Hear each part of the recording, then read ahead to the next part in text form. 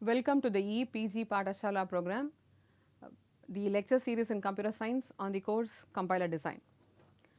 This module will talk about the left factor of the grammar, computation of first and follow, and finally constructing the parsing table. The objectives of this module are again to design the top down parser by constructing the functions first and follow, and to learn to construct the LL of 1 parsing table. The first and follow are two functions which indicates that what is the first symbol which is a possibility, and then it will also indicate what can follow a particular symbol. That is what follow basically indicates. Now, using these two components of first and follow functions, our LL parsing table is constructed, which is going to be a table between terminals and non-terminals. Non-terminals are going to be the rows and the terminals are going to be in the columns. The keywords are first computation, follow computation and parsing table. Last module we discussed about the left recursion elimination. Left recursion elimination is A produces A alpha or beta. So, if there is a production, then that A production should be converted to a non-A production, meaning that it should be converted to the left heavy grammar should be converted to a right heavy grammar. Okay. So that there is backtracking is very much avoided. Similarly here if I have productions of the particular form alpha beta 1, alpha beta 2 etc. up to alpha beta n or gamma, now all these n productions belong to requires left factoring because the prefix is the same for all these productions, and the last production is a non left factoring, or it does not require any factoring. So, what you do is we have to replace this with a new non-terminal. Again we will introduce a new non-terminal, call the non-terminal as AR, and have only one production here as against n productions, call it as alpha AR and then or gamma. So, this gamma is here, okay, and then AR will be replaced with AR will produce beta 1, beta 2 etc. up to beta n. Now, what is the advantage here? Anyway it is going to start with alpha only. Till this particular point there is definitely no backtracking possible at all. So, only after AR we will know the first symbol we know. So, we will know that whether to replace it with a beta 1 or a beta 2 or etc. up to beta n. So, this is going to be avoiding backtracking to a greater extent. Now, let us take this example. Statement produces if condition then statement, or if condition then statement else statement, or A, and C produces B. Now, this is the famous if then grammar only, which we have talked about in the previous module. Here I have underlined things which are common between these two productions. So, this is my alpha here. Now, beta 1 is epsilon here, beta 2 is ES here. Okay. Beta 1 is epsilon and beta 2 is ES here, and this is my gamma, gamma is A here, and this C does not have any problem at all, C produces only B. Now, the modified grammar is I am introducing a new non-terminal S dash, and this is got now if condition then statement statement dash, that is alpha followed by S dash, and this S dash will produce else statement, or that is S dash will produce beta 1 or beta 2. So, that is your beta 1, this is your beta 2. Now, this is, and the C produces only B, there is no problem with C at all. Now, this is the computation of left recursion elimination, and there is left factoring which is happening.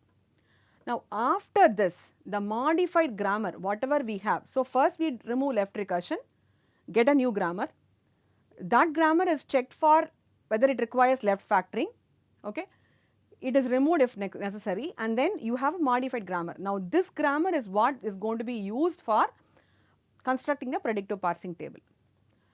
Now, there is already indicated, the first L indicate input is scanned from left to right, the second L indicates you are applying a left derivation, and the 1 indicates there is looking at only one input symbol at a particular point of time. Okay. So, predictive parsers are basically LL1 parser. So, how do I go about? Left factor the grammar, compute first and follow, okay, and then construct the parsing table, or you can use a recursive procedure, okay, to do the parsing actually. Now, the non-recursive procedure is a table driven approach. We are going to go with that approach only because it avoids backtracking to a greater extent. First of 1. Now, if I say first of 1, this is being used by LL of 1 parser. Then is there a first of k available? Of course, first of k is also available. You can have first of 3. What 3 symbols will occur as the first? okay, will occur as the first 3 symbols of a particular string, that is first of 3. First of 2 means what 2 symbols can occur as the first 2 characters, okay, that is first of 2. Now here first of 1 indicates you are looking at only one symbol. What can be the possible first symbol in a string given a particular non-terminal? And this first function is typically computed for all terminals and non-terminals. Rather, first of alpha will be equal to the set of terminals that begin all strings derived from alpha. Okay. First of alpha, I can also look at for first of alpha. What is alpha? Alpha is a combination of terminals and non-terminals. So, what is the first character that will start? Okay, that is going to be first of alpha. That character will be the first character in your string. That is what we basically mean here. For example, first of A is a terminal, A is a single character, first of A is A, and first of epsilon is also epsilon, only one character is there. Okay. First of capital A is equal to union of all A producing alpha, first of alpha. Supposing A has got multiple productions, each of these productions will basically have a first symbol. Now, each of those first symbol will belong to first of A. Okay. So, if supposing A has got only 2 productions, one is capital A produces small a, other one is A produces capital B, then first of A will include small a as well as capital B, okay, first of capital B rather. So, for all A producing alpha belonging to the productions of P of the grammar. Now, this is the algorithm. First of x1, x2 etc. up to xk. Now, this is your alpha is equal to, if for all j is equal to 1 to I minus 1, okay, epsilon belongs to first of xj, then add non-epsilon in first of xi to first of x1, x2 etc. up to xk. If for all j equal to 1 to k, epsilon belongs to first of xj, then add epsilon to first of x1, x2 etc. up to xk. Now, this is the algorithm, the interpretation of the algorithm. For example, first of this particular combination will have first of x1, obviously, that is understood, because first of alpha is whatever is this first character, that will be the first of this particular combination alpha. Now, supposing there is a production or this first of x1 contains epsilon, okay, if this first of x1 contains epsilon, then first of x2 will also belong to this first of x1 to xk. So, it will have first of x1 as well as first of x2, because x1 produces epsilon, or in other words x1 has its first component as epsilon. Okay. Supposing x1 is a non-terminal, then x1 could produce epsilon. Therefore, if x1 produces epsilon, then this combination basically can be derived as x2 to xk also, in which I will include first of x2 also to be the first of x1 to xk. Subsequently, if I have x3 also produces epsilon, okay, x1 produces epsilon, supposing x2 also produces epsilon, then first of this combination will also include first of x1, first of x2 and first of x3. So, that is what it basically says, epsilon belongs to first of xj, then add non-epsilon in first of xi. So, this is from 1 to I minus 1, where you are looking for computing the first of xj. Similarly, here you are computing from j equal to 1 to k, and you are going to compute first of x1, then add epsilon to first of x1 to xk also. So, this is the algorithm. Using that, let us do that problem after we discuss follow is typically done for non-terminals. The definition is set of terminals that can immediately follow a particular non-terminal, okay, that is your definition. Now, follow has got 4 rules. The first rule is, if A is a start symbol, add dollar to the follow of A, okay, and then you have to look for other productions. Now, your productions can be some capital B producing alpha A beta, that is there is a non-terminal here available. After that I have a beta. Now, this beta could be epsilon or not, does not matter, okay. That is what we have broken this rule into 2 components, first one and the last one. So, if I have alpha A beta, then follow of A will contain first of beta, follow of A will contain first of beta, that is B produces alpha A beta, alpha could be epsilon, I don't care, and following A, if I have a beta, then follow of A will contain first of beta. That is what this basically says. First of beta, you have to add every symbol to A except epsilon. Okay. So, add first of beta except epsilon to follow of A, that is the first rule. The second rule says, again looking at a production in this particular form, B produces alpha A beta, and supposing first of beta contains epsilon, then how will this production reduces to, it actually becomes B produces alpha A only. Okay. So, in that case, follow of A will contain follow of B, that is what it has we have said here.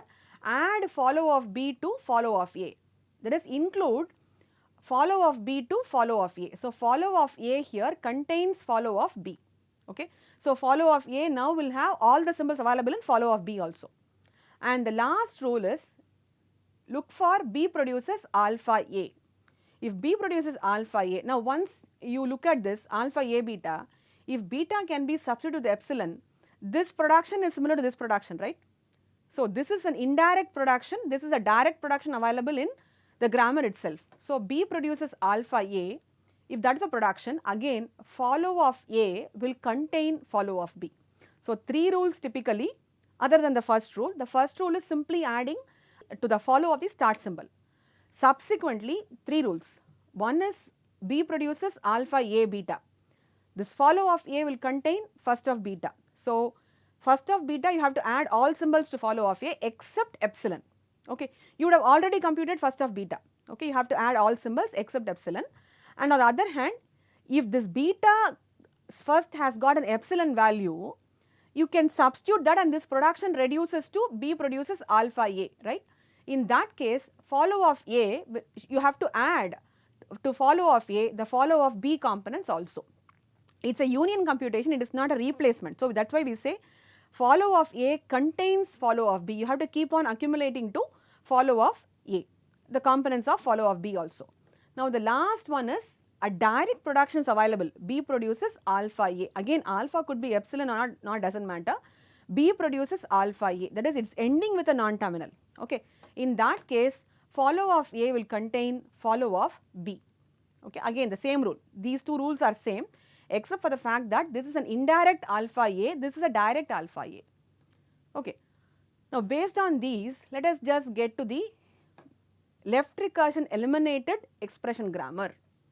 So, we had actually E produces E plus T, T produces or T, T produces T star F or F, F produces parenthesis E close parenthesis or, this is your actual, I mean earlier we had a grammar and that has been modified after removing left recursion to this particular situation. So, E produces T E dash. E dash was our new introduced non-terminal. Okay. We have introduced this non-terminal E dash. So, E produces T E dash and E dash produces, there was a E plus T. Okay. So, plus T is your beta. So, beta followed by E dash or epsilon and T was T star F. Okay. So, that F or F. So, with this F we added T dash and this star F was brought here with a T dash at the end or epsilon. This production remains as it is because F does not have a left recursion at all. Okay. Now, computing first.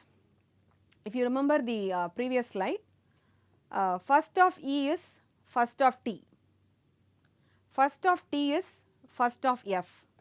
First of F is first of this as well as first of this. Okay. Now, T does not produce epsilon, F does not produce epsilon. So, therefore, there is no accumulation of first of E dash to first of E or first of T dash to first of T. So, first of T will be contained in first of E, first of T is equal to first of F, first of F is first of this particular symbol and first of this particular ID. Okay. So, let us just do that first. First of E is equal to first of T is equal to first of F. So, indirectly E produces T E dash, T produces F T dash. So, first of E will be first of T, first of T will be first of F. What is first of F? First of F will be first of open parenthesis E close parenthesis and first of ID. First of ID, first of A, first of a terminal is itself. First of alpha is equal to, if the first symbol happens to be a terminal, it is that terminal only. If the first symbol happens to be a non-terminal, then we have to go as a chain. Okay. So, first of open parenthesis E close parenthesis is open parenthesis only. So, first of E, first of T and first of F is equal to open parenthesis comma ID. First of E dash, first of E dash is the first symbol which is plus or epsilon and epsilon, two symbols are there. Similarly, first of T dash will have a star and an epsilon. So, plus here because that is the first symbol, that is a terminal. So, there is no more additions happening here. Epsilon, that is the only symbol, first of epsilon is epsilon only. Okay. First of T dash is star. So, first of star is, first of a terminal is terminal itself. So, which is star comma epsilon. So, first of E dash is plus comma epsilon and first of T dash is equal to star comma epsilon. So, you have computed first of all the non-terminals. This requires the first of all the terminals which was indirectly computed. Okay. So, first of open parenthesis, first of ID is ID, first of plus is plus, first of star is star, first of epsilon is also equal to epsilon. On to follow. Now, follow of E, okay. Look at the production, F produces parenthesis E close parenthesis. So, in that example, now this is my alpha, this is my B and this is my beta, okay. Alpha, A, beta, follow of A contains first of beta, okay. Follow of A contains first of beta, therefore, follow of E will contain first of close parenthesis, that is the rule, okay. So, one thing alone I am showing, the others I will just say it as a production. So, follow of E contains first of close parenthesis and anyway follow of E has E is a start symbol. So, follow of E will contain a dollar. So, dollar comma close parenthesis. I am just looking at this only as of now, I do not have any other rule to apply for this particular production. Now, follow of T. So, I have two rules for productions for T. T produces F T dash and T dash produces star F T dash. Okay. And similarly, E produces T E dash, okay, E produces T E dash and T dash produces star T E dash, okay. So, looking at E produces T E dash, follow of T contains first of E dash, that is from the first production, E produces T E dash and then that is from T produces, E produces T E dash, okay. T E dash, this is my production here. So, from this follow of T contains first of E dash, that is what I have got here. And where will I get this from? Basically E dash produces, okay, E dash produces plus T E dash, okay. This is one more production I have, E dash produces plus T E dash. Now, this E dash also produces epsilon. So, this is your alpha, A, beta and first of beta contains epsilon, therefore, follow of T will contain follow of E dash, the second rule, okay. Follow of T contains follow of E dash. So, that is what we have got here, first of E dash union follow of E dash. Okay. Applying a similar corollary, we will go with the other rule. So, plus dollar, so first of E dash has got a plus, okay. Follow of E dash, to know follow of E dash.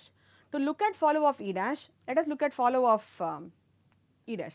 So, follow of E dash is equal to follow of E. So, how will I get that? So, because E produces, okay, E produces T E dash, this is my production, okay. E produces T E dash is my production. This is my alpha now, this is my B. So, follow of B contains follow of A. Using that logic, follow of E dash is equal to follow of E, therefore, this has got a dollar and a close parenthesis. Similarly, follow of T dash is equal to follow of T because T dash produces F T dash, okay. T produces F T dash is there. So, T produces F T dash, this is my alpha, this is my T dash. So, follow of T dash contains follow of T. So, again using that logic I have follow of T. So, follow of T is dollar plus comma close parenthesis, therefore, follow of T dash contains dollar plus and close parenthesis. So, looking at the follow of T, follow first of E dash union follow of E dash, follow of E dash is nothing but follow of E, which is dollar comma close parenthesis. I am adding to that plus. Now, follow of F contains first of T dash union follow of T. We have just now seen that. So, T produces F T dash is there, T dash produces star F T dash is there.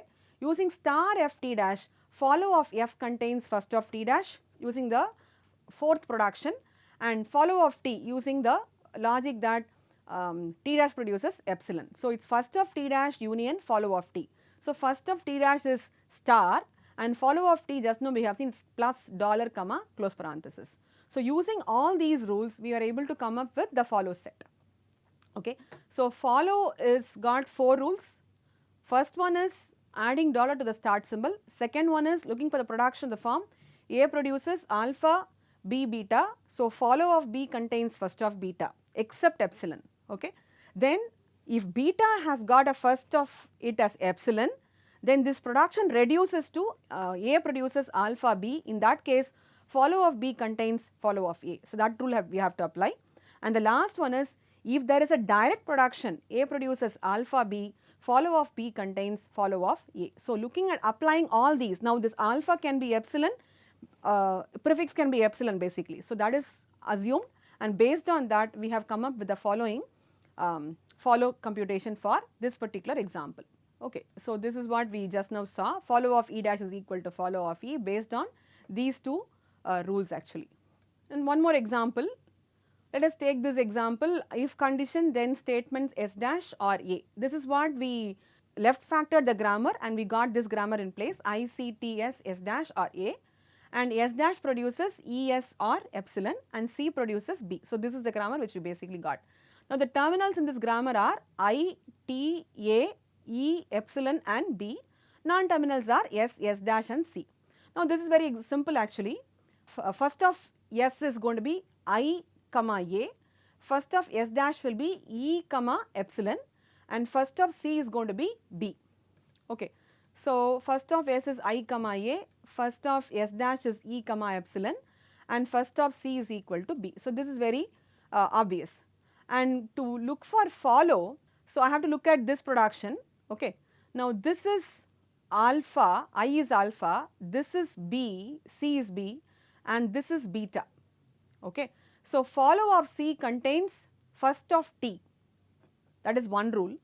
Follow of C contains first of T, and the next rule will be follow of S contains first of S dash. Okay.